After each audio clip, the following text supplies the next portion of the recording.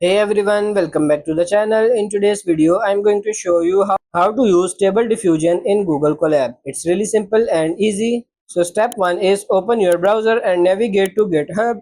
You can scroll to the bottom of the page and click on the link for Stable Diffusion with diffusers. Click on the Open and Colab link next to the Stable Diffusion link for Colab.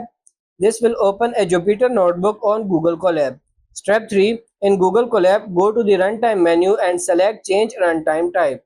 Then you have to ensure that the GPU is selected as the hardware accelerator, then click on Save. Under the Setup section, click the Play button to run the first script. Wait for the script to complete. Once it's done, a check mark will appear. Run the next script to install the diffusers.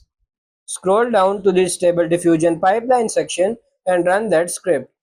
Run the next script to move the pipeline to the GPU for better performance. Now you are ready to generate your first image using Stable Diffusion. You can either use the default prompt or modify it to improve the results. Head over to the site lex.com to find better prompts. Use the search bar to look for a prompt example such as cyborg.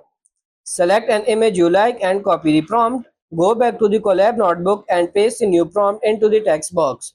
Run the script to generate an image based on the new prompt. If you are not satisfied with the result, simply run the script again to generate a new one. And that's pretty much it. That's how to use Stable Diffusion in Google Colab. I hope this video was helpful. If it is, like it and subscribe to the channel. Thank you.